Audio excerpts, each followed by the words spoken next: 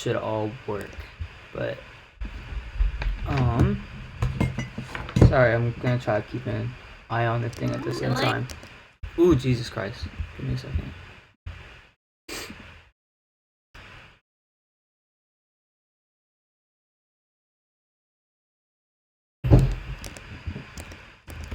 I like stream. Strictly business. Does that come through okay? Yeah, there's a lot of tracks in here. This one's pretty stacked.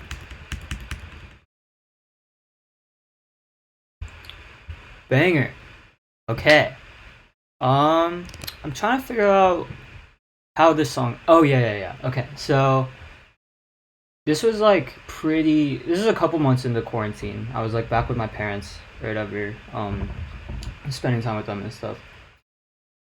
But I had found this. There was this 909 Worldwide set on SoundCloud by Indie Chick 06, who just played the last one, I think, with School Buck Depository, I believe. But she had uploaded that mix. I forget what the title was, but I had like been on that SoundCloud account just listening to those mixes like on walks, like I think for like about a month. I would do it like every other day or something like that. And it was all these like sort of like MySpace era songs, or like pop punk shit, or like emo shit or whatever. And it was just like they would just nightcore it and then like play it back or whatever. And I remember hearing this like song by Forever the Sickest Kids called My Worst Nightmare. And it was like nightcore in that mix or whatever. And I was like obsessed with it in that key and in that speed. So I was like, okay, I'm gonna make a song in that key and in that speed. But yeah, that's I guess how the idea sort of came together. I'm trying to think of what else like went into the song before I started making it, but yeah, whatever. Let's just run it. So first of all, we have the tags, of course. You already know this is just like this is a square wave. Without lossy, it's literally just like it's a square wave with like glide and shit. I put this reverb on it with the decay time all the way down to make it sound like it's in a box sort of. Overdrive on it, and then this is what's doing it lossy, which makes I went over it last time, but like a huge hallmark of the project, even before I had found lossy, was I wanted to have like really bad quality audio for a lot of the sounds. So like if you were to download like a really shitty MP3 or something, like that's what I wanted a lot of the sounds to sound like, and a lot of the whole songs, like sections of the whole song, I wanted to sound like that. If you listen to the new like Cat Mother project or whatever, that's like an example of something that's like all like the entire thing is low quality audio, like for the way it sounds. It makes things super like it makes the attacks kind of fade a bit. It makes things super stretchy. So like, and it also like can sort of like low pass the audio in a sense. So like without it, it sounds like, and with it, it's like completely subdued or whatever. I don't know what I have this sidechain to. I think I have it sidechained to.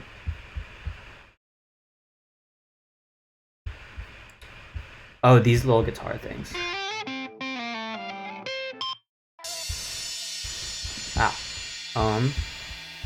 Sorry for the OTT. But yeah, so I guess let's start with the drums, because the drums are like, usually I would use the standard Contact Rock kit for a lot of this shit. But Normally, like in the other stuff I've already went through, I would combine the rock kit with either a live drum kit or like just live samples or something like that, so I could like mask.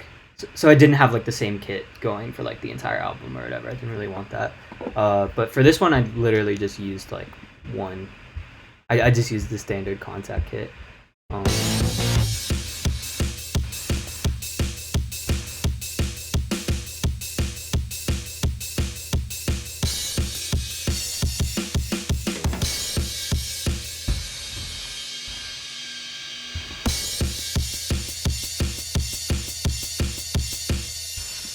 And then, what is this here? Is this? Yeah, okay. So this is the. I think I might have just moved this to a different thing to have the volume automation. But when it goes into the super hectic part, it's like. But it's the same kit.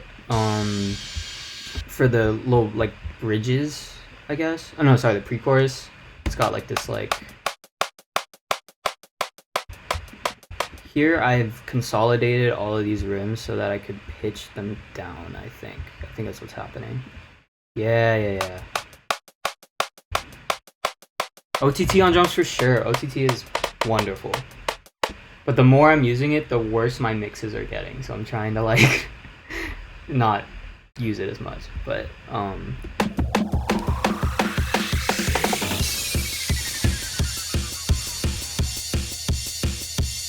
you know I gotta use the bubbles. And I use like these bubbles at the end too. These? Yeah. So this original sample is like bubbles I recorded. But these are from World of Goo. I don't know if y'all play World of Goo, but it used to be like one of my favorite games growing up.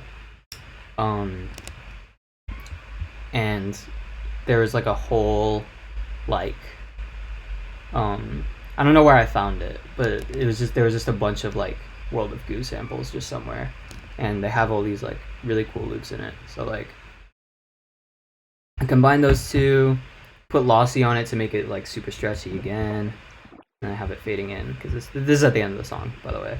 So you have these bubbles kind of going down with the classic like future bass shit, and then the bubbles like coming in. You can hear the cat on my mic. Yeah, if you hear some meowing outside, that is our cat. Anything else that's cool in the drums? I don't know. The drums are pretty like. Oh yeah. You know, I have printer again. The printer's everywhere on this album, and the bamboo, of course. I think this might be a real drum fill though. Yeah, these are real drums. I think I just didn't end up sounding good, but I used the fill, I guess. Super crunchy and shit. This group has nothing in it. So we're gonna move on from that. Here are the guitars.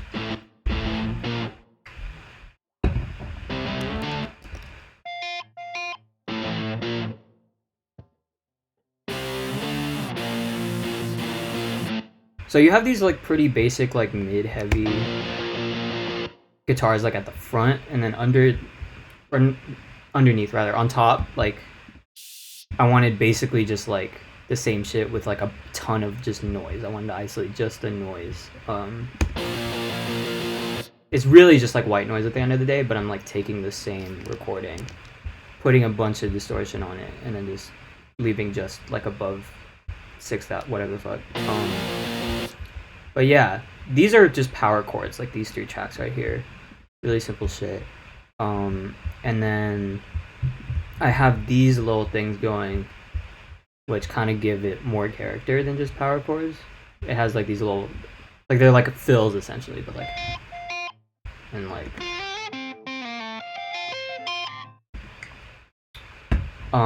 and I have the I have that like sidechain to those, so when those play, this gets the little lead melody. That gets quieter or whatever. Sorry about the fucking drums, Jesus Christ. Were there any other? Oh yeah, so I recorded new guitars for the ending.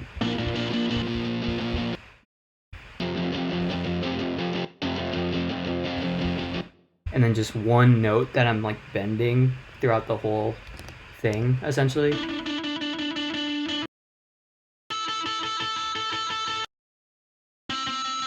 Or maybe I changed the note.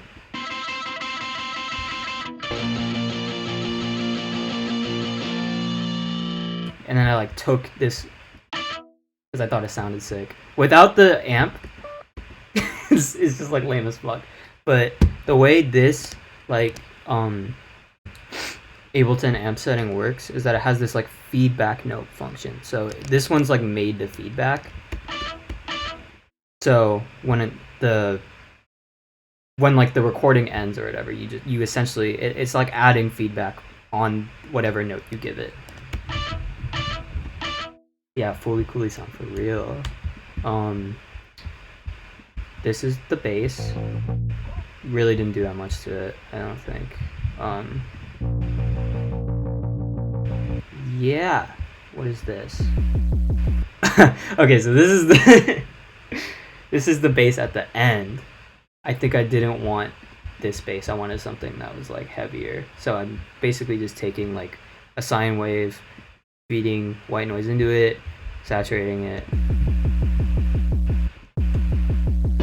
Oh, there's a pitch envelope too, so it's going like ooh, ooh, ooh. Like a kick, sort of.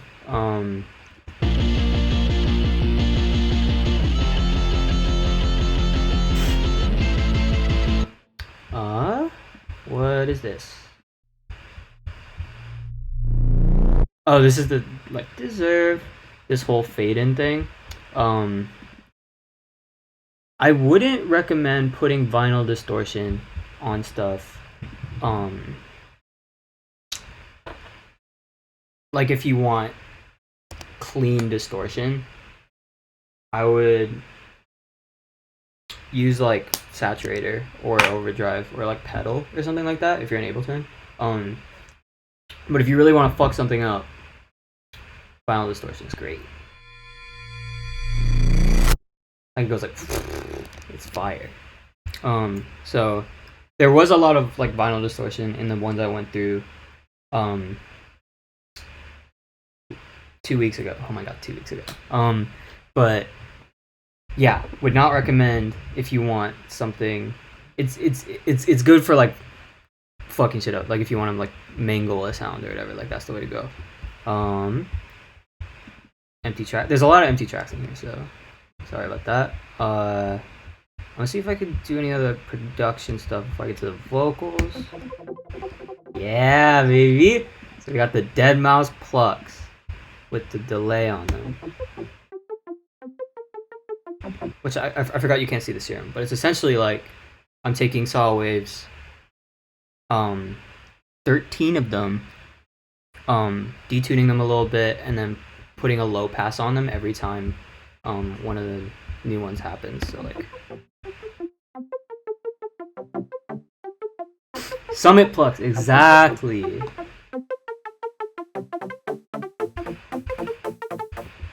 With the delay and everything.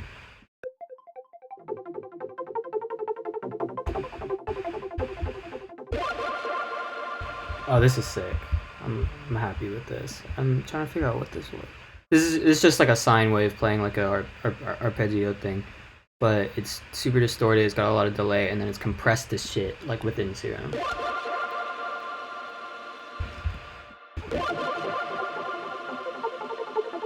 And they come back with lossy on them, of course. These are the stutters, so I'll probably get into those after I go through the vocals.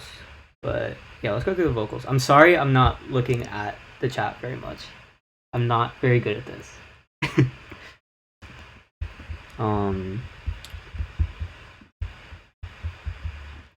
hope it lasts long. Strictly business, check the backlog. Make a living, sing a sad song. Yeah, I live for the attention. Problem and it's not my fault. Pop star baby, pop star baby. Yeah. So, can we order pizza while you're streaming? Yes. Are we getting the same thing? Are we getting like one pepperoni, one sausage? Is that the situation? We're throwing a pizza party because Elon Musk is hosting SNL tonight.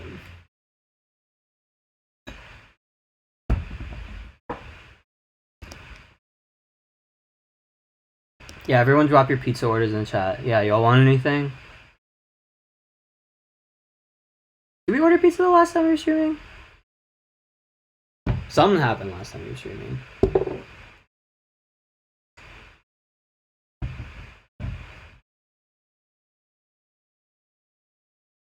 Yeah, let Umru know what you want. Yeah, I live for the attention.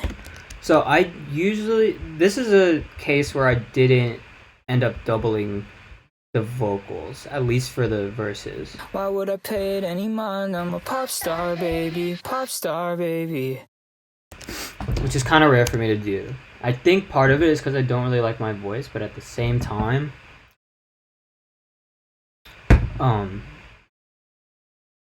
I think I just know how to mix it better. When I can, like, sorry, my mind's going blank. But when I can, like, double my voice or whatever, I think I have a better time mixing. For the attention, I got a problem and it's not my fault. Is my phone buzzing getting in the stream? Can y'all hear that whenever it buzzes? I'm sorry if so.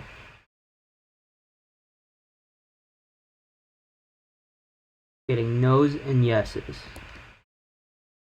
Okay, I'm just gonna leave it. Pop star baby, pop star baby. This. So that's a falsetto take with, where's the distortion? Pedal and an amp used for guitars, and then under that, I do this like a lot, and even when I like inevitably get more comfortable with my voice and stop relying on effects as much, even though that's like already a huge, it's been a huge part of the a part of my, I guess, like vocal identity for a while. But inevitably I feel like I'll, step back a bit more once I'm more comfortable. I still will like always do this right here. Pop star baby, pop star baby. It's just like I'll just like I always do like chanting vocals and then pitch them up. Like always. Even in like I don't know. I think like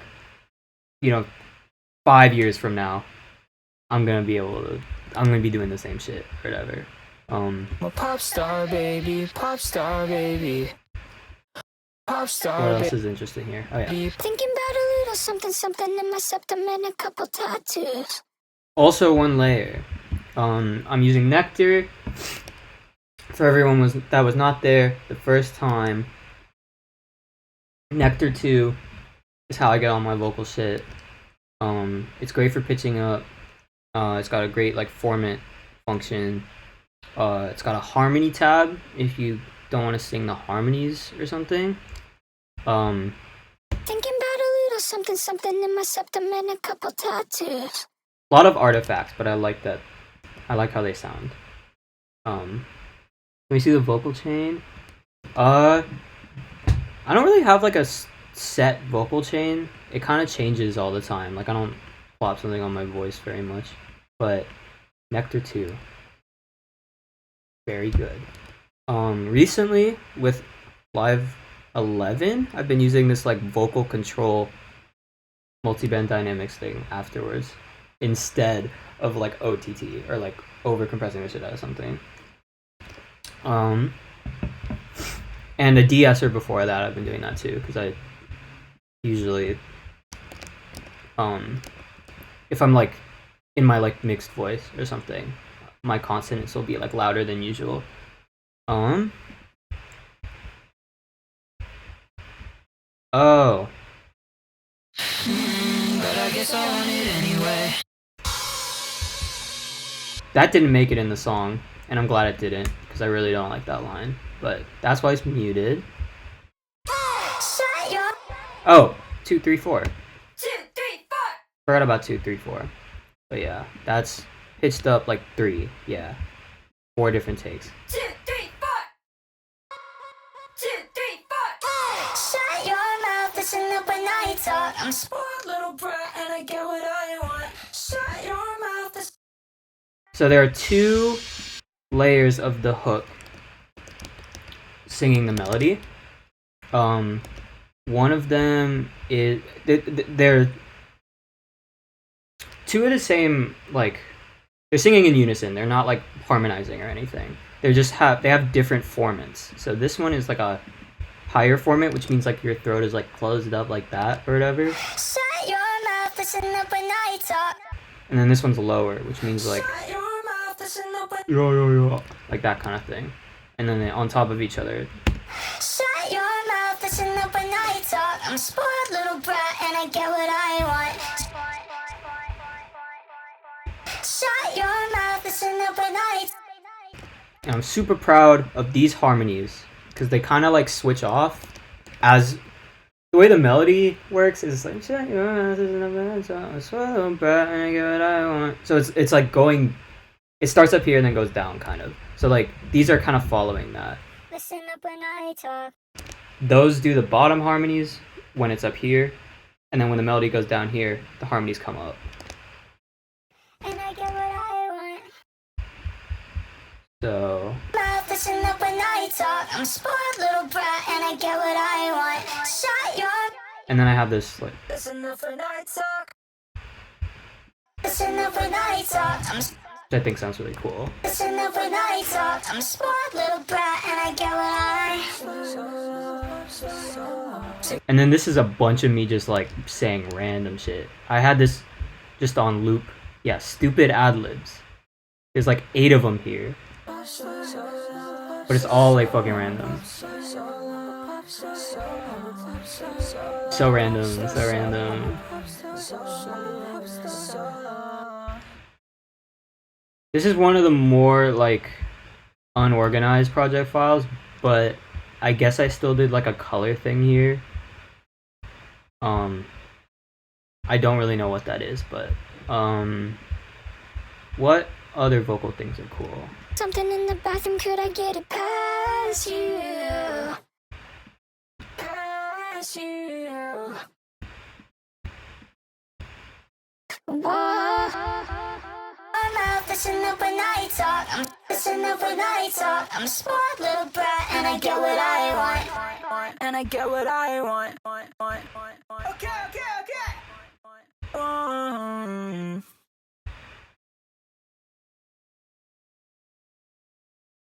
What is something in the bathroom? Yeah, it's an awkward line. I want it to be like a drug line. I'm a poser though. Okay.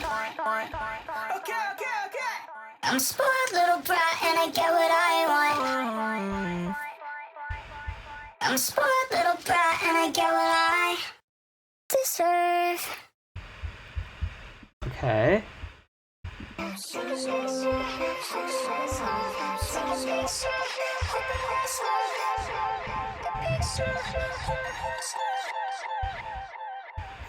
Okay, so the stutters. Let's do the stutters. So these, I literally just took the track and just went like, ah ha ha ha ha.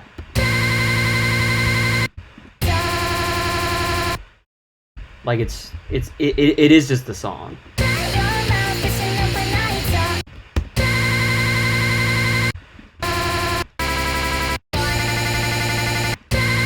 And then I have a little umu sound to like start this, like start each hit, and then underneath I have this like impact that gives it more like noise, so you can hear each individual like. I think it makes a pretty big difference. Ooh stomp, oomer stomp. Yeah, the Umu pack from Splice. Could not recommend it enough. I use it all the time. Listen up at night. I'm spoiled little. Oh, I'm stoked on that. On the distortion on this. This is a pedal, guitar amp. Jesus fucking Christ! What do I do? What is this? Listen up at night. I'm spoiled little.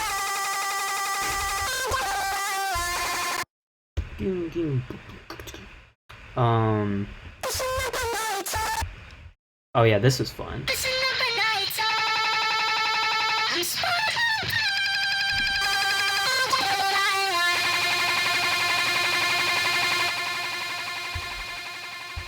Listen up at night. I'm spoiled.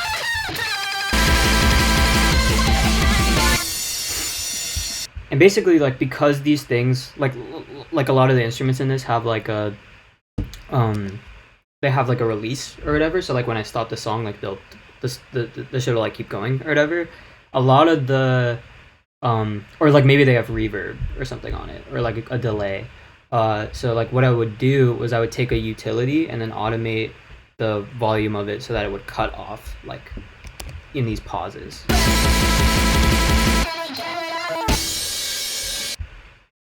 So that's like a lot of volume automation. But yeah, I'm sorry I don't have like a really streamlined way to go about this, but if anyone has any questions about this song that I didn't address, let me know. If not, I'll move on to your favorite sidekick.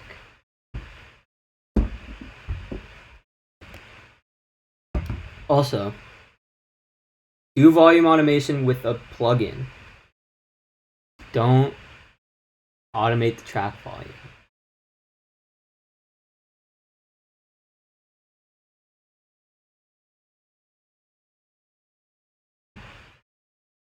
I'm sorry if that's this with you.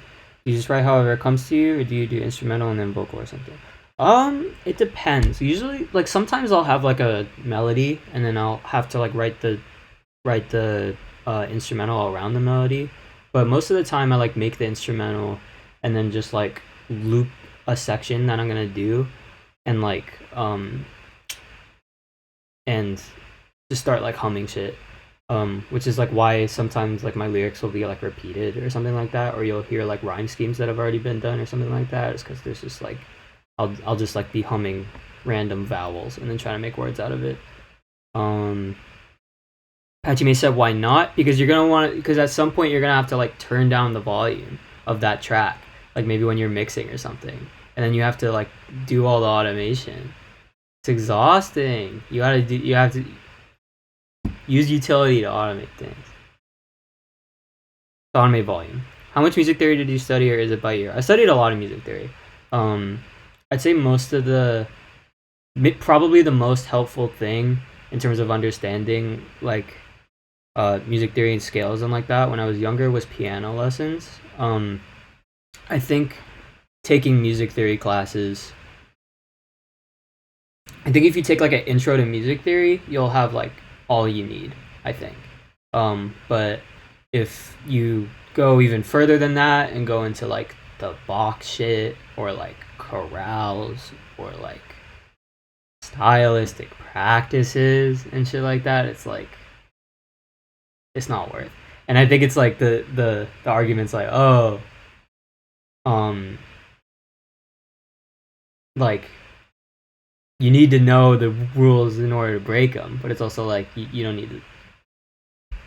You only need to know so many things about music theory. I do think like learning piano or guitar or something is probably like if money's gonna go somewhere and it could either go to a class or like learning an instrument, I'd maybe suggest learning an instrument.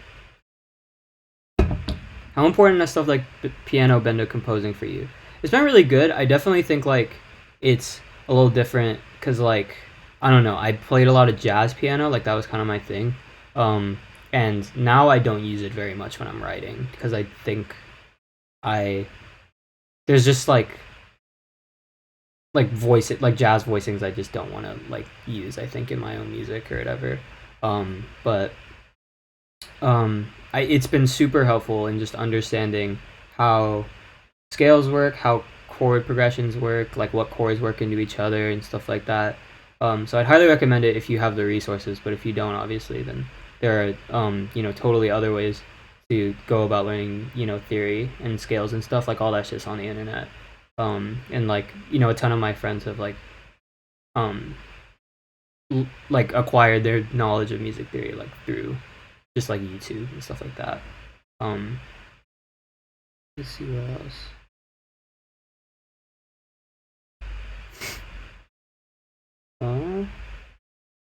Did you compress all these tracks individually or on the group? I I like okay, the thing is like compression still I still don't really understand it. Like to this day. I understand how compression works. I understand what all the knobs do. I just like I don't have the intuitive like understanding where I can like I don't have the muscle memory for compression yet. So there's things like I kind of will either compress the shit out of something or not compress it at all. And that's just like out of not really knowing what I'm doing. So like I think a lot like for vocals and stuff, like I'll compress all the tracks individually and then compress the group or whatever. And I like don't entirely like know if it's not the professional thing to do, but if I can like make it sound good knowing what I know, then I'll like use what I know, I guess. But yeah.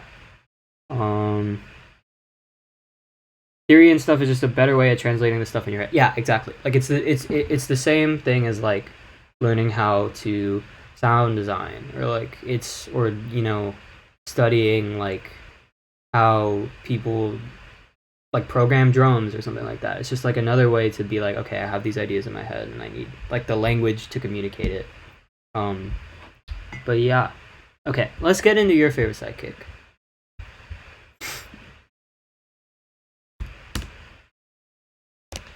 Okay, so your favorite sidekick. I had my like hook first, and then I had an empty verse part, and I was trying to think of a feature. At the time, I was listening to a ton of 8485, and I don't know. I was really scared to ask her to do a feature because I was just like, there's no way she's gonna like. I don't know. I think I was a bit like, I had the, Bitbird EP out. I was just like 8485, just gonna think I'm some like feature based kid or something. But she was super into it. I had nothing to worry about. Didn't have to be scared. But yeah, that was definitely like both 8485 and Maxwell Young. I like looked up to a ton while I was like making this stuff. So I was definitely a bit like that new 80 EP though. Yeah, so good. Y'all check that out, Plague Town, if you haven't already. Actually, I'm gonna do what I did last time, but I'm gonna play the acapella and go to the bathroom. I'll be right back. Celebrity. Why superstar? Banger. Okay. So this one, I've never had a song like this before in the sense that I have every time I get to like the mastering phase, which is just taking a brick wall limiter and turning the gain up, I have like always had to like turn it up a bit, but like I had to turn this song down. Like this song was too loud. I've never had a song that was like too loud before. Like I had to turn this down, I think like 4 decibels or something like that. Which is twisted. But let's dive right into it. Start with the drums. Oh yeah, so this is like the classic like 808 cowbell, I think, or it's like some classic drum machine.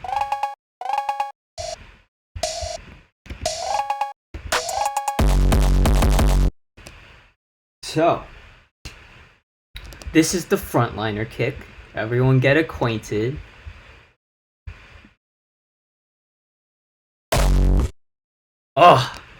Oh good.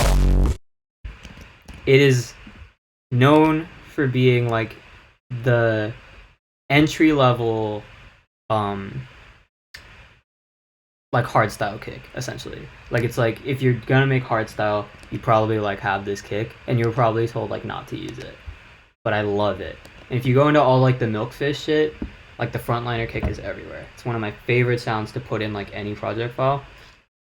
And for this, I was like, okay, this is gonna be like the centerpiece. It's not gonna be like a hardstyle song or whatever, but I want these like, I was sort of like, wouldn't it be cool if like every like 7 bars or whatever the fuck, or 8 bars rather, there was this just like boom boom boom boom boom that like reset the song pretty much every time. So also, I said this last time, but I usually, I think, yeah. Usually I group the drums with the bass in sort of harder hitting stuff if I know I'm gonna like saturate either of them, because I like when the drums and the bass like saturate together as opposed to separately. So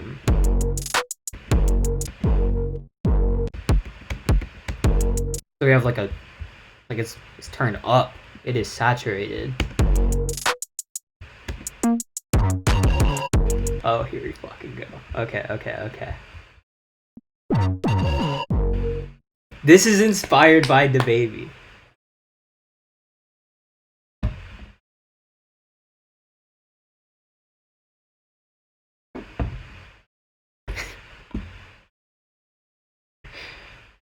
This is the it's the Shug pattern.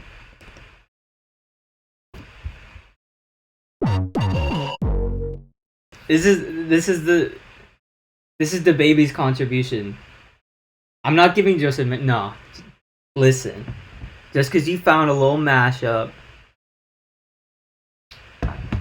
doesn't mean Jetson Made is like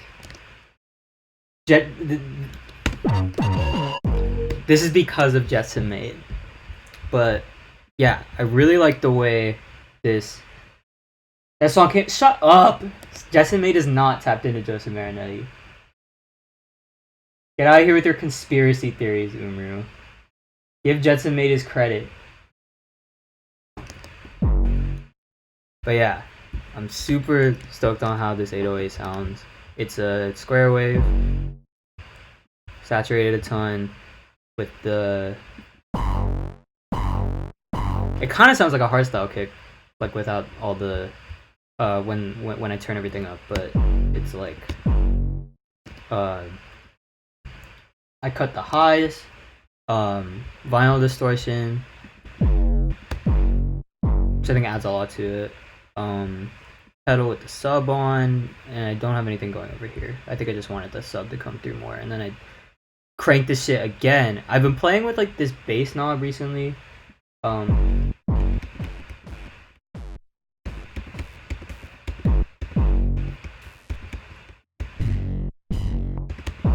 There's a lot of cool sound. Like normally I would just kind of like, for years and years and years, every time I turn to use the saturator, I'd only fuck with this knob. But I've been like playing with this bass knob a lot.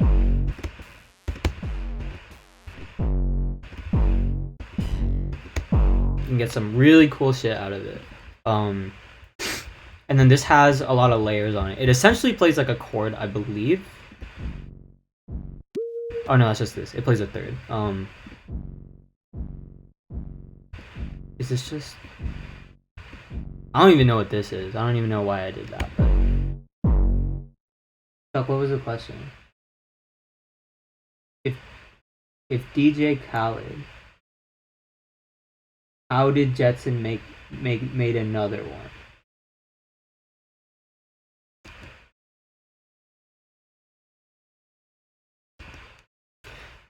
Anyway, I mentioned this last time, but usually whenever I make, a lot of the times whenever I make like a 808 pattern or something like that, I'll harmonize it up a third with like the same sound, or rather like up two octaves and a third. And to give this like a little bit of like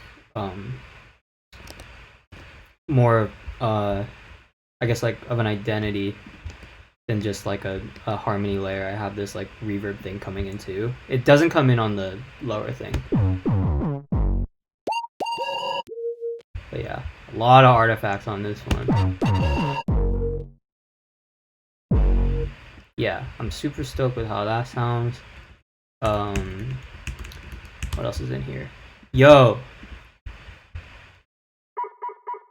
Yeah! Yeah!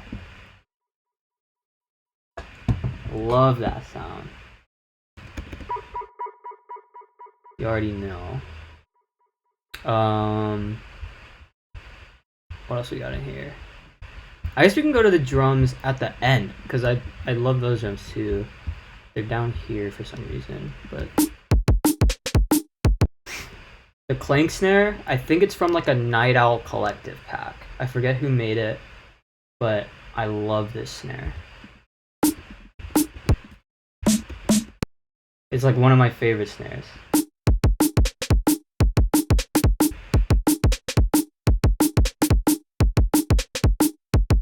Yeah, I think it was like a Night Owl Christmas pack or something like that. And then I don't know what this open hi-hat is from, but I think it sounds really cool.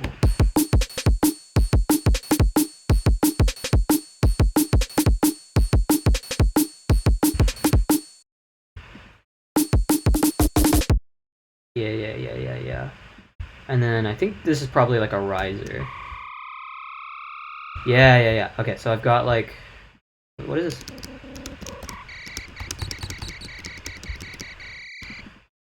So there's a pitch envelope that goes on, yeah, like 11 seconds or whatever. So it's like just made to rise pretty much. But it's like a sine wave fed into another sine wave. And then this LFO is automatically like mapped to the pitch, which you have to go change or whatever if you wanted to automate something else. But I use it for like vibrato or something. Or in this case, like I just wanted to go like and have like no like discernible like tone from it. And then on top of that, I'm playing like two notes that are next to each other, so it's like super dissonant. That's the word I was looking for. It's crazy seeing like scraps of future bass still in. Yeah, totally. Like, I think it's really cool when people will see like either like obviously future bass is way like sooner, so there's a lot of like stuff in the production, but if like people would be like, oh yeah, like I'll tell people like, oh, I used to make dubstep or whatever, and they're like, oh, that makes so much sense, or they'll be like, oh, I could totally like hear that in the shit or whatever. So that's always fire. I'm glad it still pokes out. I think it's a really important aspect of my music. This lead, like this little plucky thing,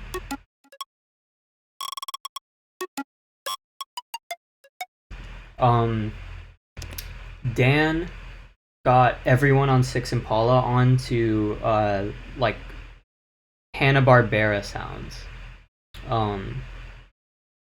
which are just like if you don't know what Hanna-Barbera is, they made like Tom and Jerry and like the Looney like all the Looney Tunes shit and stuff like that.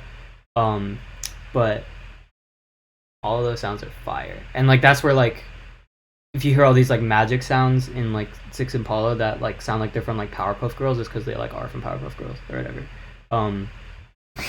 So this is one of those sounds. This is like a like when you like if you imagine like SpongeBob with like a toilet plunger, it's like a thong or whatever, it's just like turned into a pluck. I'm not gonna like play the original sound because that's like the secret sauce. Like no one's getting the thum, but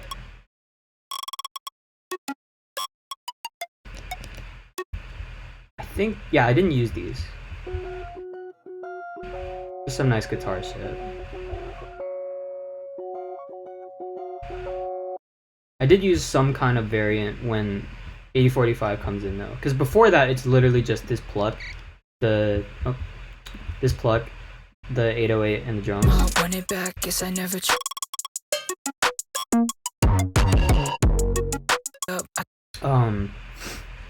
PayPal me $50. I'll send you two. Yeah, so like I have these like really soft guitars come in here.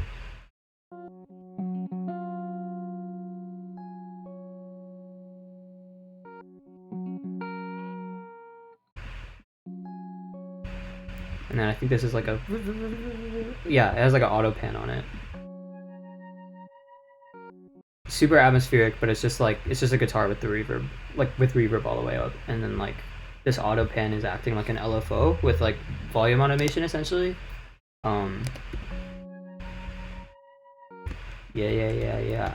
And then these guitars down here are like a lot more layered, but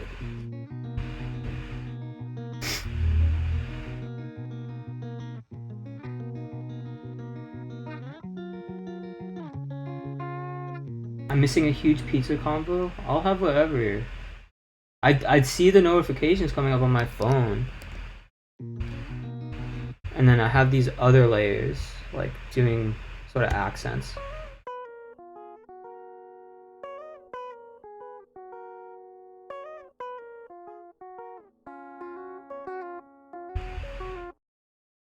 But I'm super proud of how that sounds together. I think it sounds really pretty. These are probably power chords. Yeah. Oh, sort of.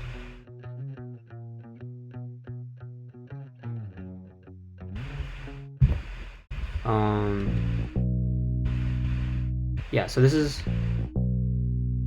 the bass. It's a Gibson SG bass. And then this on top is the same harmonizing thing, like harmonizing the bass thing I was talking about earlier. On top it sounds like that. And I think this is just like a cool like side melody thing. Yeah.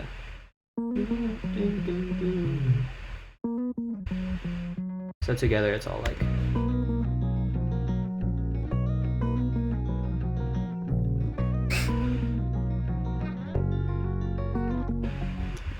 yeah. I also have the clonk underneath underneath the snare here.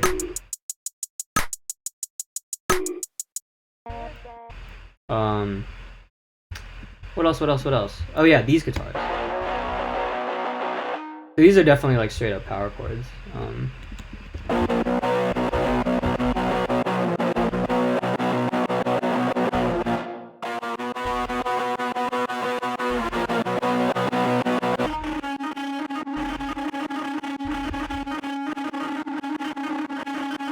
I don't know what's going on here. I like can't describe what.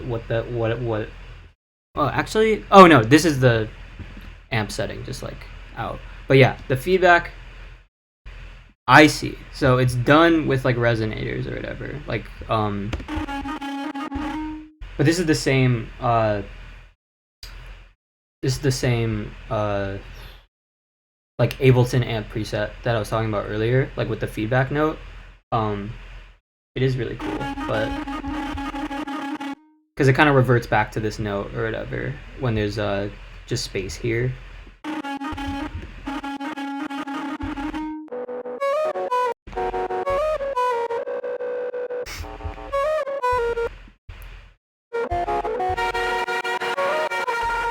Yeah, here's the gold right here.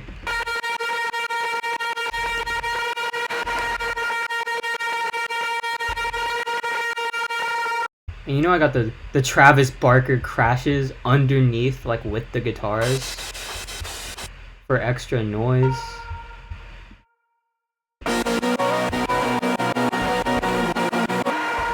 So they sound like huge or whatever. What else we got? I think that's all for the guitars. Oh, I forgot the little break.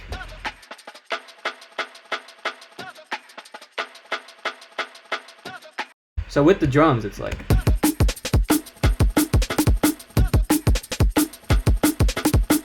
kind of reminds me of like UK by Dimension, like this sort of drum pattern with the breaks.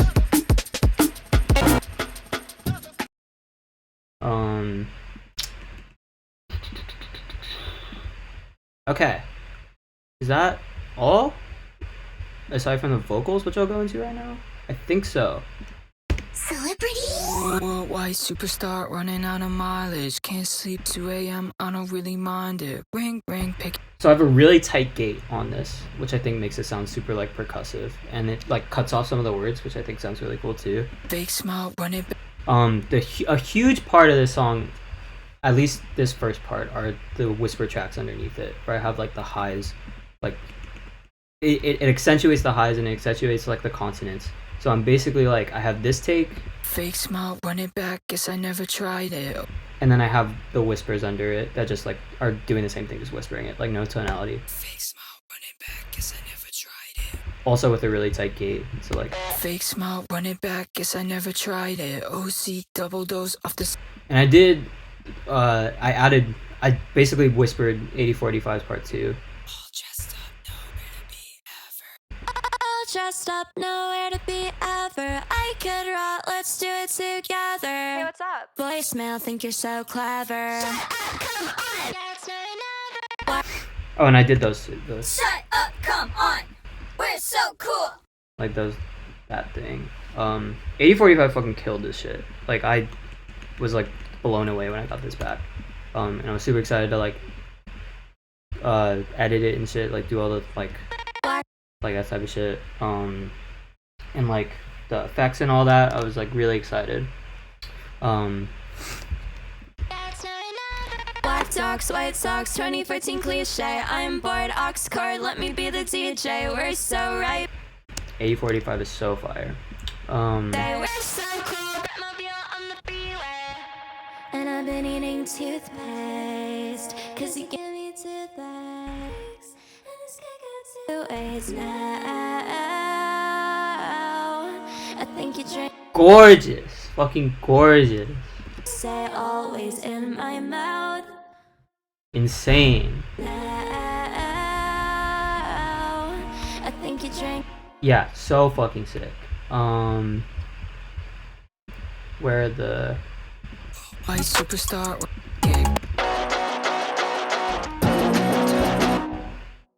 yeah. Here we go. I can feel the pain all around me. Okay, so this is really what you hear the most of. Super auto-tuned, a gate again, and like it's super distorted as well. But underneath it, I have this like, I have the same take pitched an octave up with Nectar, with a different amp on it, made to sort of accentuate the highs, and then I'm like stereo spreading it. So I can feel the pain all around me. you can't really hear it because it's the same take, like they're not stepping over each other in that way, but it like makes the high end much like more present, I think. I can feel the pain. I can feel the pain all around me. Very subtle. We Yeah. can kill sometime. So I think maybe about like 2 weeks before I sent, maybe even a week actually. Yeah, I think it was like a week before I sent the project to distribution. 8485 was like, oh, like do you want me to harmonize the last part? And I was like, oh yeah, sure. Or rather, 8485 was like, I'm gonna like harmonize the last part. I think it could be cool. But if it's like too crowded or whatever, then like don't bother. So it's like, this is 8485 like singing the. I can feel the pain all around me. But I couldn't get it to poke through enough in the mix, so I just like cut that. But I kept the harmony, and I think it sounds really good. You can find me in the middle of nowhere. Everybody's dying, but I guess it's alright. I told you everything was gonna be. I told you everything was gonna be fine. And this is also another thing I've been doing a lot. This delay here. Yeah, this one right here. It's sort of like shoddily like set to go like every third beat or whatever, just like with like in milliseconds or whatever, and then I have it go down over time. Like I have the time extend, and what that does is it pitches the every time it's delaying down, so like you hear. And I could have done that with like pitch automation as well. I think I just And I have done that, I think, in other project files because I think it sounds better, and you can be more exact with it. But that's a cool effect, I think, that you can do as well.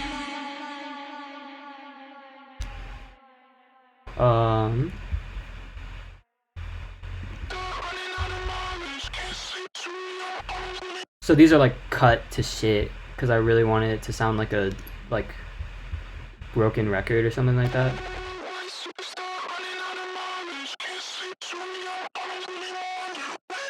And there's a gate again.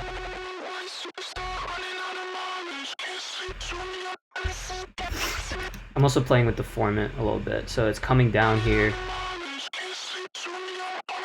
and then up here it's coming back up.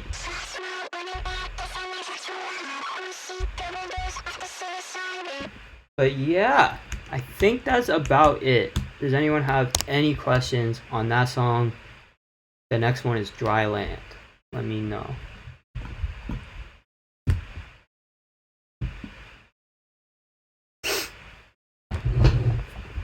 I was working with 80. It's fire. He's super nice. Does anyone? Yeah, I know. I like said that afterwards. I was like, does anyone have any questions? I was like, yeah, that it feels like fucking class. Was the song done before you sent? No, it was not. I only had like the first I only had like the first minute and a half, pretty much. How long have I been writing lyrics? Like 4 years? Maybe less. Maybe less than 4 years. How does the process of a song like this feel? This one came together like, this is one of the more fun tracks that I had worked on for this album because it came together like so quickly. I like made the thing, sent it to 8485, and then I got the vocals back like the next day, and then I finished the song like I think the day after or something like that. Like Spoiled Little Brat or something took like ages of me just like not working on it for a while and listening to like whatever sections I had over and over again. But like this was mad quick. So I'm like super proud of how this one turned out. I also like that it's like a happy song. It's like the only happy song on the album probably, and it's like obviously tinged with like some darker shit, but I think it's, I don't know, I really like this song. It's definitely like one of the ones I'm the most proud of on the album. Actually, I would go as far to say as like every song I'm about to get into is like my, like these are my favorite songs on the album. Everything that I'm going over right now, like this time. But yeah, let's get into Dry Land. So this started because I was okay, here's the story. So I used to go to music school. I went to the same school as Gabby Knapsack. And they have these little like rooms called edit suites that you can like go into, and like it's made to sort of like if you need like a computer or something to like mix your shit in or something. That's sort of what it's for. But you know, like everybody I knew would go in there and just like make music, I'm pretty sure. But we had sort of rented out one of those rooms, and I was sort of talking about like the themes of the album, which at the time was like, it was things I know nothing about. That was sort of the that was sort of the like MO for the whole project, is I was trying to get into like experimenting with things, whether that's like story or like the stuff I was writing about, or like, you know, guitars even, or like the sort of world I wanted it to be based in. I wanted to like not know that much about it. I thought that was sort of like a cool angle and a way to sort of experiment with whatever sound I had. But yeah, Gabby was essentially like, okay, what do you know nothing about or whatever? Or maybe he suggested this, but we ended up on Tornadoes. And then and then he was like, okay, what place do you know nothing about? And then I think I said like Ontario or something. But the song is written about like being scared of Tornadoes in Manitoba. So this song doesn't really have any like significance to like, I don't know, Fishmonger as a whole is kind of just a bunch of songs. Like I think it encapsulates like the time period that I made it in. Like at least for me, like that's sort of what the significance is. But there's no it's not like a concept album. There's no overarching like themes, at least intentionally. But yeah, this song is just like a fun like chew me up and spit me out. That's like a line about tornadoes and like spinning around and around. Tornadoes. It's about tornadoes. The song is about tornadoes. But yeah, let's get into it. I'm stoked on how how we ended up like labeling the the groups here. Because I think the colors are pretty like spot on for the block, the Minecraft blocks. But white terracotta, you got your drums, you know what I mean? I think it might be bass too. Yeah, pretty much just drums. Pink terracotta, you got the bass. Lime terracotta, you got the guitars. Lime terracotta, yeah. Light gray terracotta, you got the synths. And then light blue terracotta, you got the vocals. Did you mix? Did you mine these tracks or use creative? I use creative mode. You always gotta use creative mode in the studio. We were so on creative mode. So yeah, let's start with the drums. They're like pitched, which I think is really cool. Like I think this kick is like, this might be a Bisquick kick.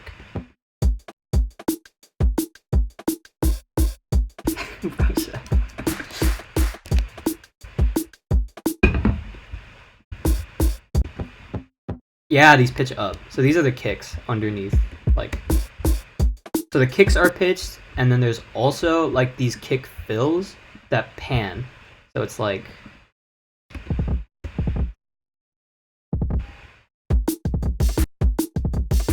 I thought that was really sick. Yeah. And then Gabby did this crazy thing with the claps, or the snare rather, where it's like this is just the regular snare. This is for the fill rather, but yeah, he did like the regular snare, warped it and then stretched it, and warped it and stretched it even more.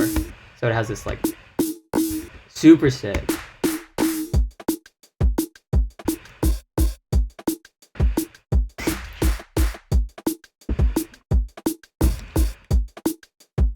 Ghost producing is when you go into spectator. That's fire. That was fire.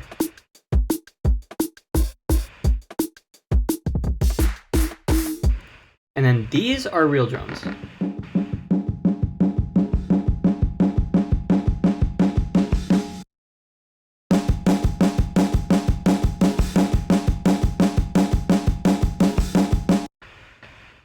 Yo, these are real drums.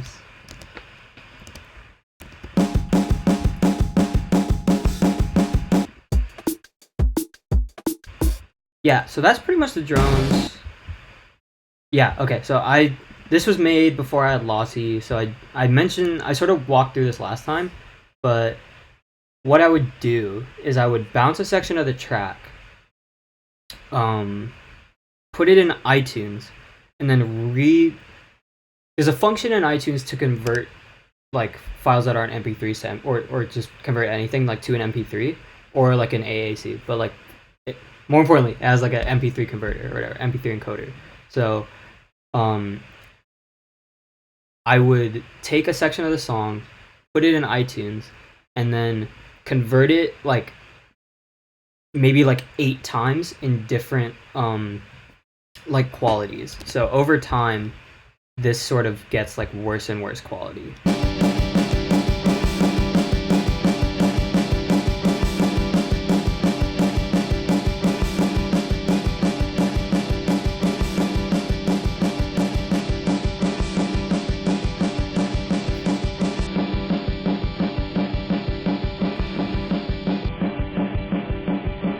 Boomer, you went crazy on that one.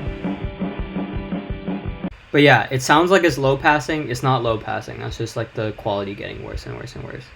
And then I have these wind in cornfield and summer open field dusk sounds that I got from Free Sound. Shout out Free Sound. That, and it just goes for the whole outro. So yeah, those are the drums. This is like a bass song. Like the bass is like kind of the most essential part. Like the guitars kind of take a backseat till the end. But like in this part, it's kind of just like drums and bass and like harmonizing with it and shit.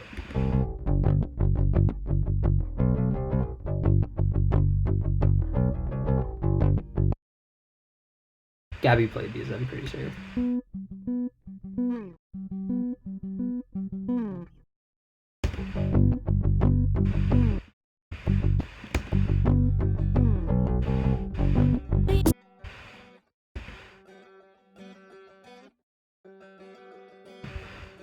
Yeah. So it's kind of a loop.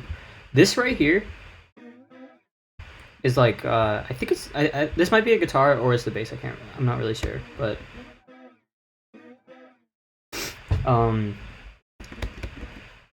this is a third, I believe. It's a major third for both of them, which is technically like out of key. Like it kind of like whenever I listen to this song or whatever, it kind of like bothers me because I noticed that I like left it in, but whatever.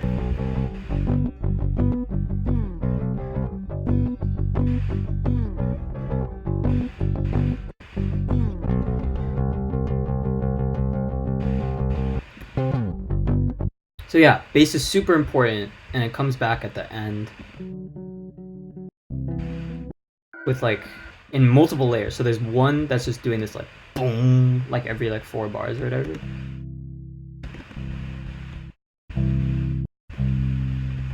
So that's just the C, and then this is a like third on top of it. But I also did this like finger picking thing.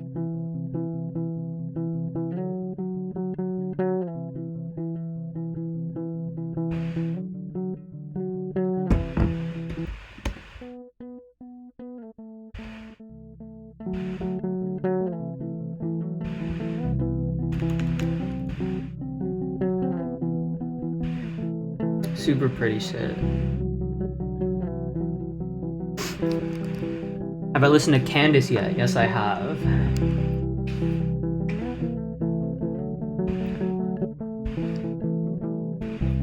So yeah, that's the bass. Very important to the song. Let's get into the guitars. Actually, let's not get into the guitars. Let's get into the synths and then to the vocals, and then I'll address the guitars. Actually, no. Let's do a little half and half situation. So guitars.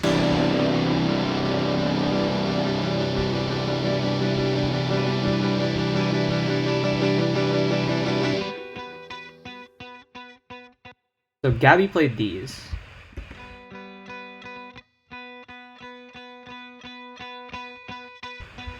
Which is really sick. I love that. And I think this might have been me, but I think this sort of like was the this guitar part was sort of the precursor to being like, oh, wouldn't it be sick to have this like 4-minute outro or whatever? Because I think this just sounded really pretty.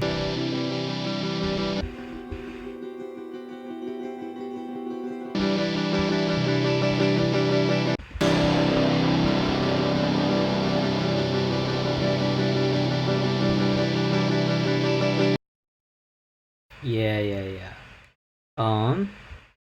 So yeah, there's not much guitars in the first part, but they're definitely very important, especially when these kind of keep going and then as the thing slows down over time, they start to fade out.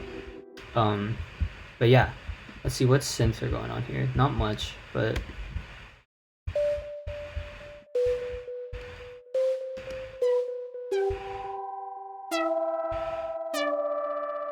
that's definitely Gabby's sound. I fucking love that sound. Starts off with this like pillowy sine wave thing and then just turns into this like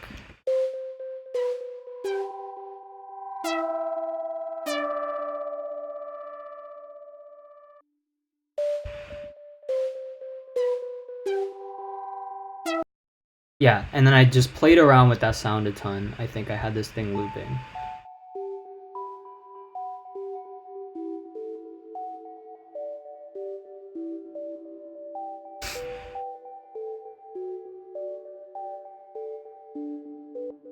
Yeah. Super pretty shit. Vocals time. Yeah. So we've got the Gabby folder and the Devin folder. Cold sweat, body, tell me you didn't sleep right. So Cold sweat, yeah, these were the original vocals. cold sweat, body, tell me you didn't sleep right. And because we were at school or whatever, we had like a SM7B mic in there. But I decided like I didn't like it afterwards, so this is iPhone mic. Cold sweat, body, tell me you didn't sleep right. Like I did another take with iPhone mic. Cold, spinning circles, eyes are open. This is the same technique that I was talking about earlier to make things sound like they're in like a really tiny box or whatever. I would take like reverb, turn the decay time all the way down and the dry wet all the way up. This is a thing that like Dylan Brady does all the time. And it's how he gets like his really like after that he'll distort it and then make some like really crazy sound out of it. But that's the technique. And you don't see these off the coast that often. You don't see these off the coast that often. Mama. Someone's gonna call you when it's early in the morning. So there's two layers here. There's a falsetto layer and there's a high one, and there's a lower one. And someone's gonna call you. So that's the lower one. This is the high one. Someone's gonna call you. And then there's this like ad lib. It's early in the morning. Like it does this like. It's early in the morning. I want it to sound like Chance the Rapper or like some like indie girl or whatever. When it's early in the morning. And I didn't really want to. Spinning around and around. Let's do it. Spinning around and around. Spinning around and around. Spinning around and around. So those are like, I wanted it to be like a bit like out of tune, so that it sounded bigger. Spinning around and around. So like these two are like completely like way out. Spinning around and around. Like no auto tune, just like whatever. Spinning around and around. Spinning around and around. Spinning around and around. Those are super out of tune, just like high pitched stuff or whatever. Around and around. And it gives it more of like a crowd feel when things are out of tune. Like you can't really, if you're gonna do like crowd vocals, you need like some of the layers to not be in tune with the others. Otherwise, it's all just gonna sound like one thing. If you auto tune everything. Spinning around and around. Yeah. I was falling, all I had to do was open my eyes. Yeah. Hell yeah. Here's the hook. So I have this like reverb thing.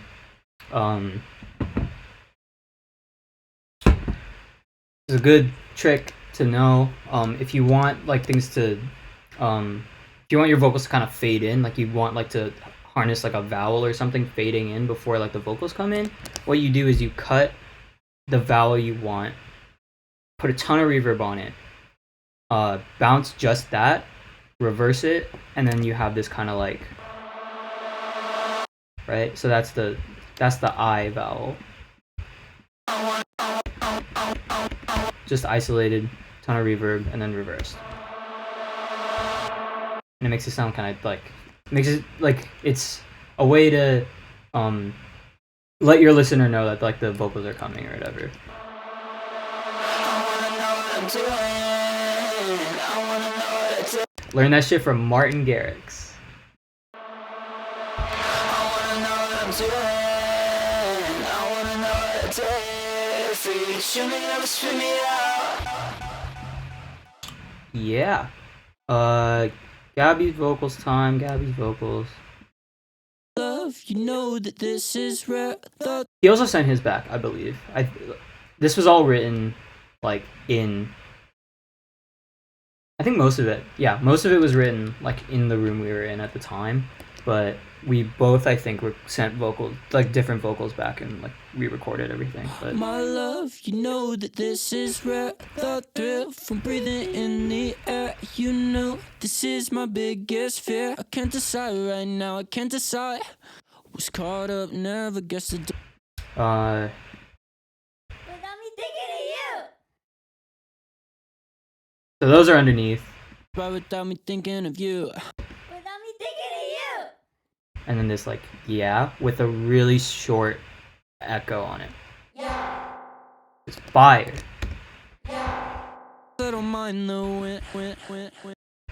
So why the fuck am I still in the air? Gabby's mic kind of sounds like a 7-beat. It is, I think. I'm pretty sure it was used with a 7-beat, but yeah. And then this part at the end is me just like, I wanted to get all these really like disgusting, yeah, it says gross here, like these like disgusting vocal things in where I'm like taking the melody and just like saying a bunch of random shit with it, but I wanted it to fade into just this like that kind of thing.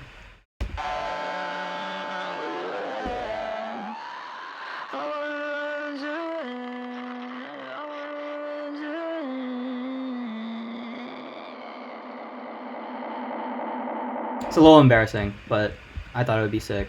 And that's when it's like fading out into the guitar thing. So let's get into all the guitar layers in the last part. Underneath.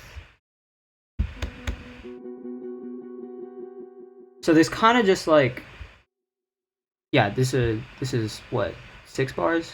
Yeah, so there's loops going at sort of like different times that aren't related to each other. So this is repeating every 6 bars. There's a bass note that's repeating every 4 bars. There's probably something repeating every like 7 or 8 bars or something like that. I just wanted it to sound like it's varying every time it repeats, because there's not going to be like a time where everything is lined up exactly, because they're all repeating at different like cycles or whatever. So you have this and this are panned and going at the same time. Is it clear? Does it get clearer?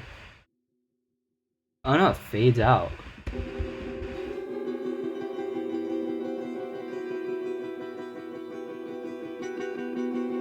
Oh, that's because this is in the earlier part, but we already went through that.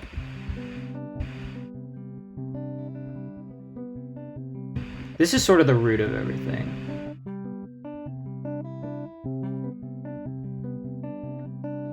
So we're hovering like on this C major chord for like 4 minutes or whatever. So this is kind of where the root is, and everything else is kind of,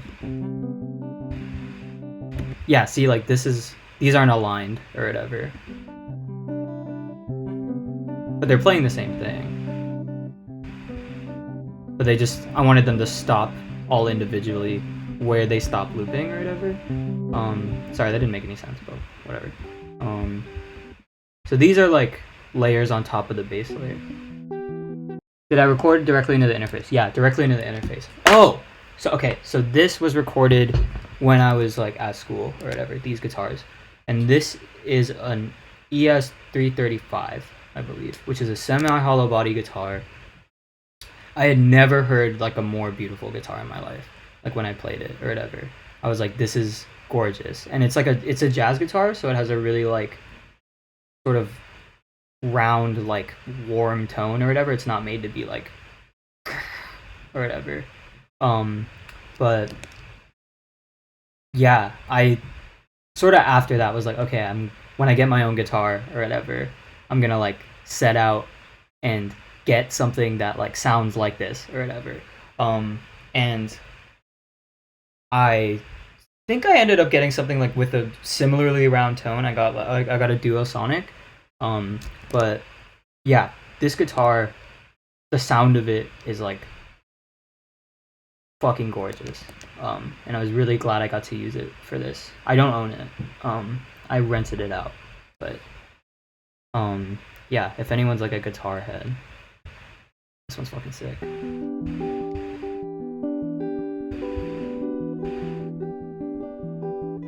So these two layers are the ones that sort of like they're the kind of the last men standing towards the end. Like these are kind of the last two you hear, but underneath is kind of like, since they're not like the main thing, they're just more notes on top of each other pretty much.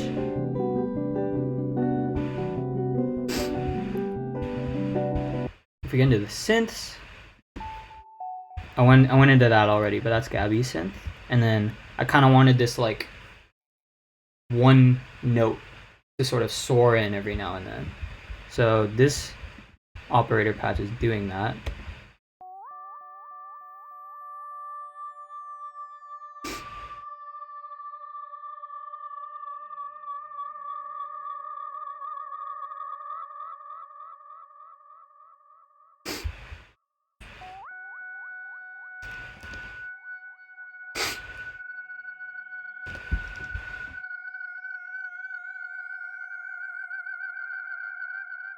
Is not a voice. Just an operator patch. And then this right here, I hooked up a keyboard and just started playing a bunch of shit with this pluck that I made. Or it's not a pluck, rather. It's just like a sine wave kind of thing, but it has a pitch envelope on it that's only like affecting it like a little bit, I believe. Oh no, never mind. Whatever. It sounds like super detuned. But this is just like me playing. This is a one take, just a bunch of random notes or whatever for like 2.5 minutes or something like that. So like.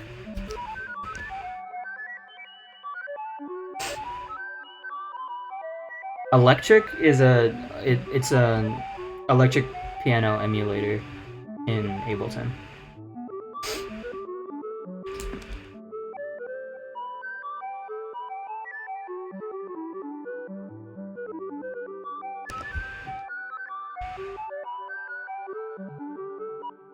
Yeah, super stoked on that. Oh, there's a shepherd tone as well. We got 2 songs on this album with shepherd tones in it. But this is sort of when everything's like about like calming down and it's like it fades out. Is that everything? That's everything. Fuck yeah. Okay. Let's go into the fish song. Anyone have any questions about Dry Land?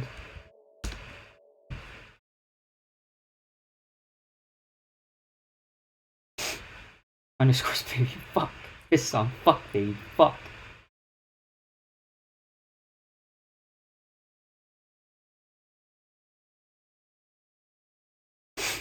Yo, okay.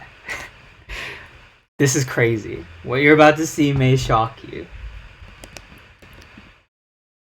16 tracks, baby. Only 16 tracks.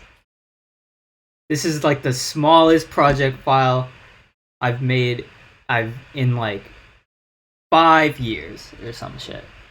Actually, no, that's not true. Trustfall was like 7 or something. But not even 16, because I don't even use this one. I consider that 15.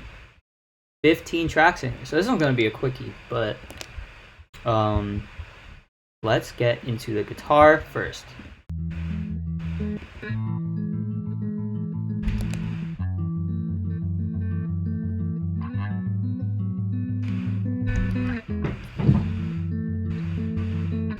So my friend Garrison, like when he first heard the song, was like, oh, this is a really like interesting like guitar part, because it sort of sounds like you fucked up or whatever and then started playing again or whatever, but it's all like these stops or whatever are intentional.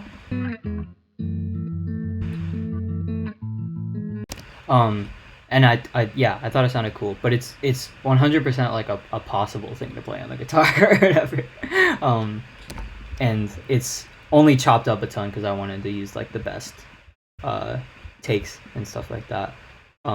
But it's possible to play in like one sitting. Like I feel like some of the other stuff is a bit hard because there's either too many guitar layers or I've made it like physically impossible to play that like on a guitar or whatever. But this one's like, you know, this one's totally doable.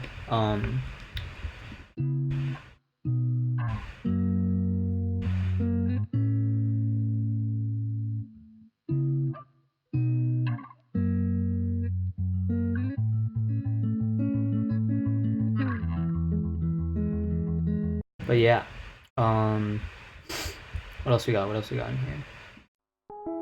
Oh, these are more guitar layers. These have a ton of reverb on them, super long decay time, but I think they add a lot of like ambience to the guitar part.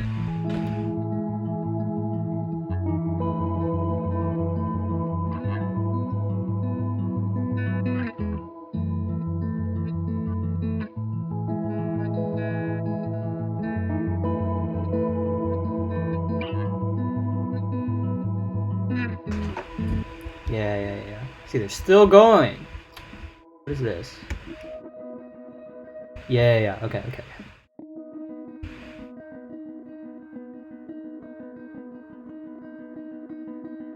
So that's under it, and it's like theory-wise, it creates a lot of tension.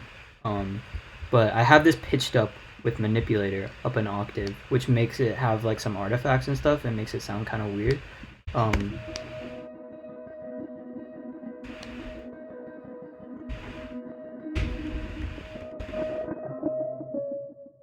Yeah. It's guitar too? Oh no, this is bass.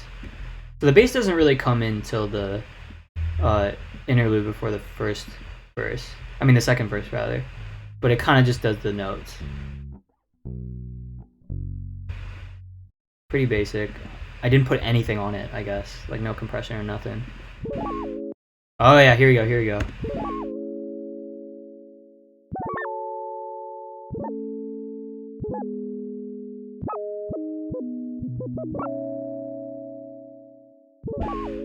This sound is sick. It's like really made by the like release or whatever. But it's a sine wave fed into another sine wave.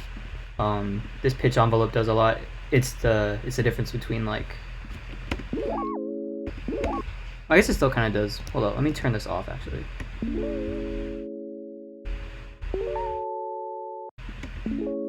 So this is like the plainest it gets or whatever. But the LFO has like a ridiculous vibrato. Like, it's doing a ridiculous vibrato on it that only plays when this note is pressed. So like when the release is happening, it doesn't play at all. But like, right, like it's like, hear the difference between like when the vibrato comes and then when like this note stops right here. Like it's just pure after that. So that's what's doing a lot of the pitch work, and then this pitch envelope right here is taking it, like making it go from 4 octaves below and coming up like really fast. And it's going up an octave and then coming back down as well. So there's a lot going on. And then I have this transposed thing. Oh, I guess I had it in a different key before, but yeah. So that's that sound. Super fun. I really like that sound. Is there anything on this? 14 tracks, baby. Let's go. This is just radio static. It's really quiet, but it's over the whole thing, and I kind of wanted it to not be silent when the song started and ended. So there's really quiet radio static underneath. There's this like beep here, which, where is it? Yeah, it's from like a train station or something. It kind of sounds like a heart rate monitor or whatever. That's not really what I intended. This is probably subconsciously inspired by Float by Eden, which kind of has the same this kind of same like note happening every once in a while, but it's going at a completely like, it's not this is not like a, it's not mathematically lined up to every like 4 bars or something like that. I have it coming kind of at random times, but it's going through the whole song as well. What's this? Oh, okay, so here are the vocals. Super basic. Outside the city, I was holding something no one's ever seen before. And I have a high layer as well. Just doing like falsetto or whatever. And then at the end of the second verse, I have these harmonies come in. For a week they kept it quiet, and without a proper burial, they kept it in a jar. Just until it passed the pump, had overfilled with just until it overfilled with. I'm very proud of that vibrato on that vowel. Till it passed the pump, had overfilled with sand, and then they spoiled a lucky charm.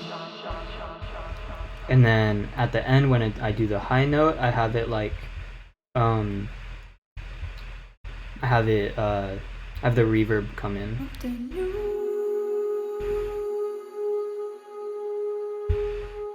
Where is it? This one.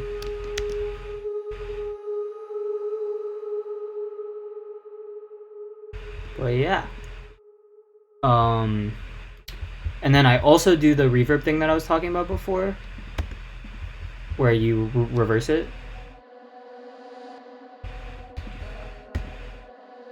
Just outside the city. It like announces every line, which I think is really, it helps it be an easier listen. It's not as jarring when the vocals come in. Yeah, that's the Fish song. Sorry I went through that really quickly, but I do want to get into Del Mar in the last 20 minutes if I can. But yeah, let's do it. Del Mar is by far my favorite project file to like poke around in out of all of the Fishmonger songs, primarily because Maxwell Young is like fucking incredible, but I also have a lot of things in this song that I'm super proud of, but yeah, see if this loads.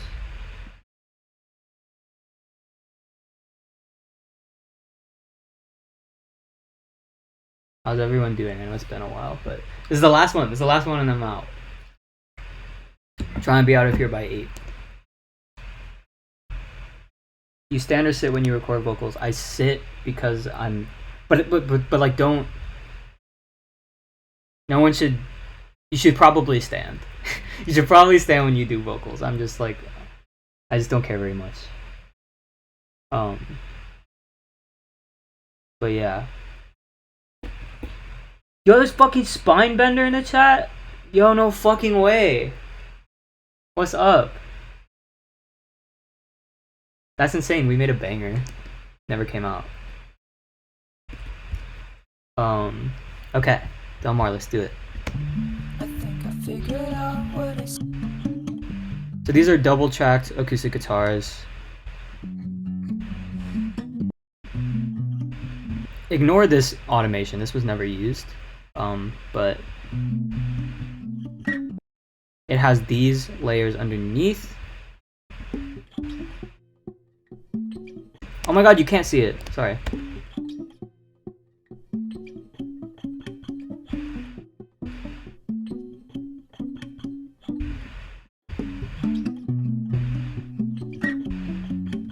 But super plucky, like everything's like palm muted pretty much if I could get to it.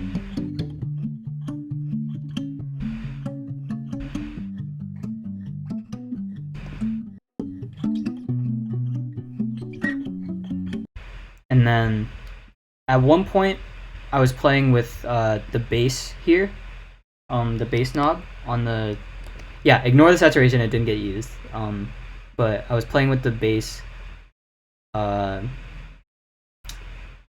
knob on the saturation with it turned all the way up, and I got kind of this cool like when it was at this.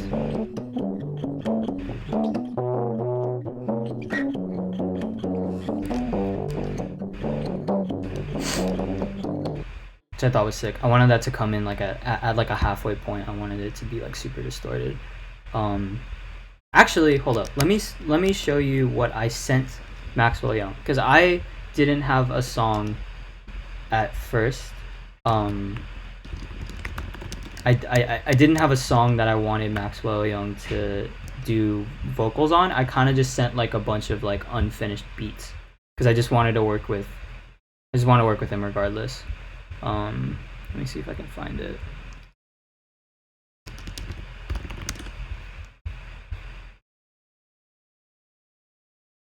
Come on, where is it?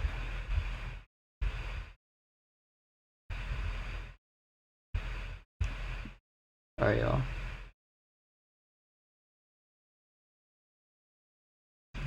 Whatever, I can't find it. Anyway, this whole first part I did last, but this was essentially the beat I sent.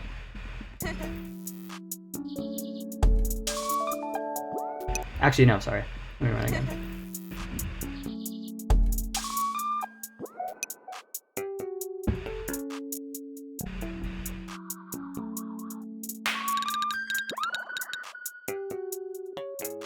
That's pretty much what I sent, or whatever. And I sort of had the idea to like Frankenstein these two ideas together. But like we have these like these harmonics that were in the other beat that now kind of just fit. I had them fit sort of in the first part and the second part, so.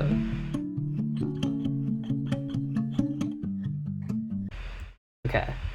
The Dillip 808. Boom. I have a manipulator here to stereo spread it. And then I have. Do I have the guitars do it? I just have the vocals do it. So every time an 808 sounds, I have the vocals dip with the volume automation. Where is it? Here. So I wanted to like, and then like a boom in it. So like, it's not. It's done like on with volume automation. It's not the bass isn't so loud that it's like naturally doing that. I just wanted it to feel like that. So let's. But I want to sleep. Pay it back sometime. Relax, I'm not built. You wanna let it eat you whole. So I have the. This? Yeah. I have the. For this, like, wouldn't let it eat you whole. I have, like, the EQ go in and out. Wouldn't let it eat you whole. You wanna let it eat you whole.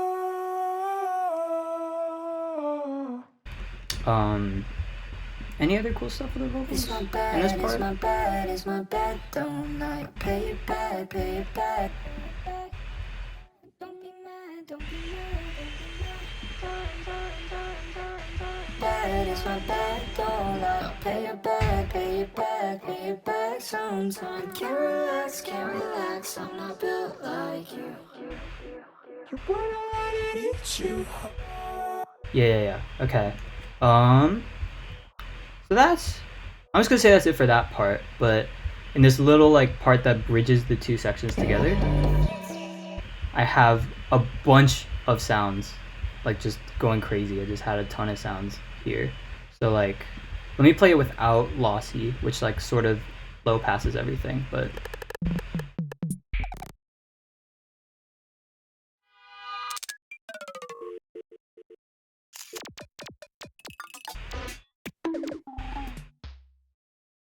This was very inspired by like I was listening to a lot of Cardboard City by Zach Valera at the time, I'm pretty sure. So this was a total nod to a lot of the textures and stuff on that album. So yeah, the next part, if we go into the drums really quick, I wanted to have a clap. I wanted to I didn't really want the drums to have any like structure. I wanted the 808 to like provide the structural integrity for the drums rather than like the kick or the snare doing it. So like the clap here that's on all the offbeats, it's like a stereo clap and it's really quiet.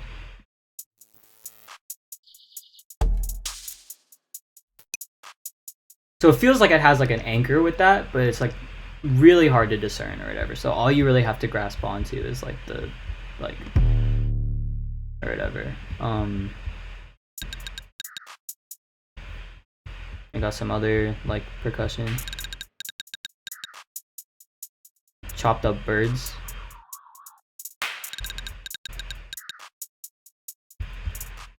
I think that's all the drums probably.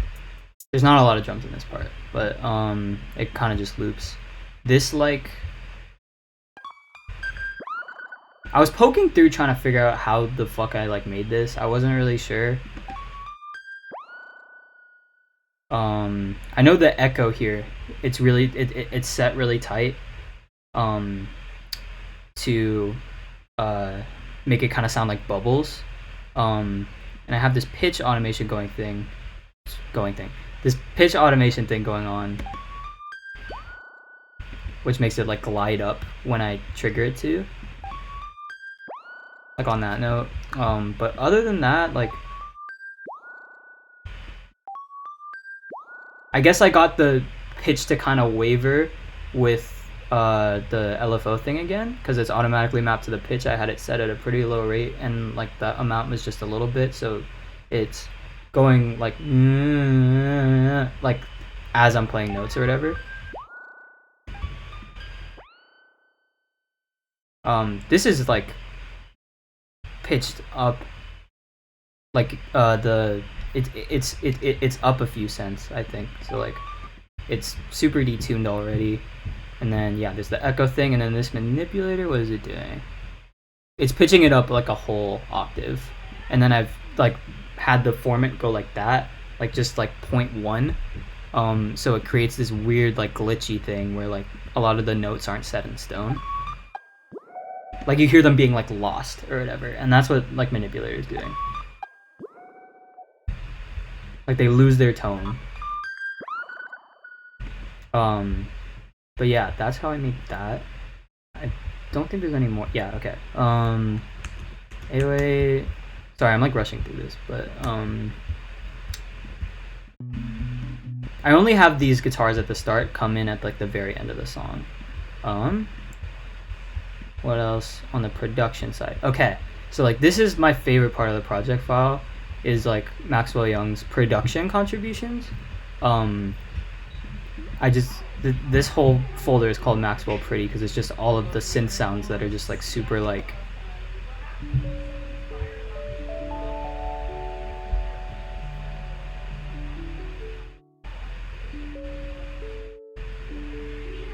it's like heavenly. Like I would never be able to do anything like this. I don't know, I can't describe it. And there's guitars on top of it too.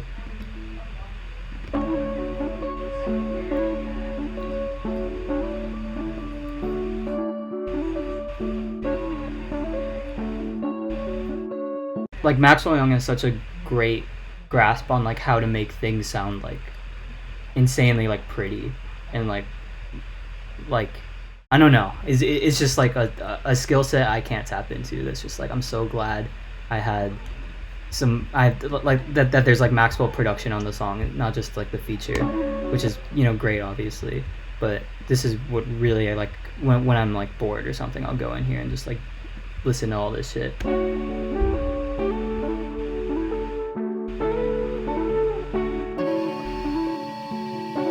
And then this fucking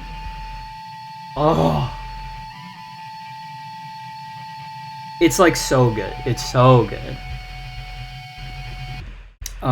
Yeah, so that's definitely like my favorite part of the project file. I have this toy piano thing going on. I really like this preset. I don't remember. This might be Collision? I forget. Yo, this guy's crazy right now. But I'm playing with the... Am I automating anything? Yeah, I'm automating like this inharmonics knob. Where is that? Yeah, it's right here. And I have a delay on it, but I have this crazy MIDI, and then I reverse it here and put it on the other ear. So at the same time, and then to go even more than that, to make it like even more undiscernible, I have this like delay on it.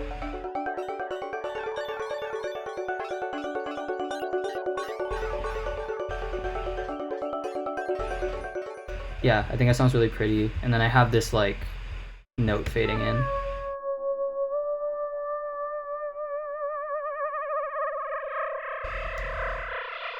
To add more tension. Yeah, you can reverse MIDI. It's right here. If you just take this. You can invert it too, which I use sometimes. That's all the production, I believe. If we go into the vocals for this part, like if you go into the Maxwell vocals, I feel bad playing A485 and Gabby's vocals without asking them if it was cool, but Next to me, yeah. That's them cause I've seen. What do you mean? I shouldn't freeze again. there's just so many layers here. Blame it once, blame it twice, yeah. Out of my care. Everything's super doubled, there's a lot of delay. I did this like little flourish thing at the end because I thought it sounded cool. And that's at the like waiting on you. Out of my head. Waiting on, yeah. I have to go get her cause you can see me in your eyes. Tell me in the days. Yeah. So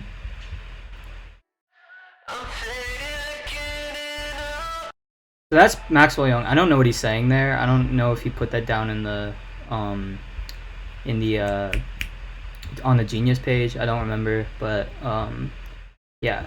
And then I guess this will be the last thing I go over. But this is like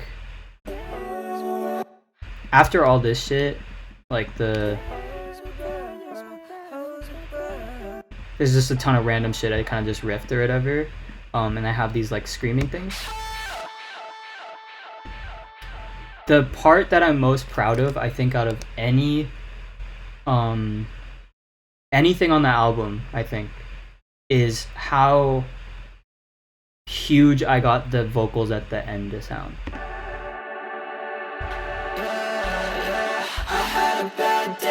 It's not a stranger to you. You cried last night. I don't have nothing to prove. It wouldn't work well. I wouldn't know what to do. I couldn't know what to do. I never know what to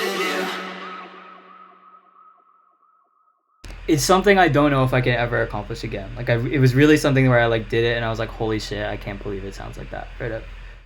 But I wanted it to feel like this like big moment at the same time. Like it's a much more understated song than everything else. But yeah, I'm like so proud of how these turned out. Had a bad day, it's not a stranger to you. You cried last night, I don't have nothing to prove.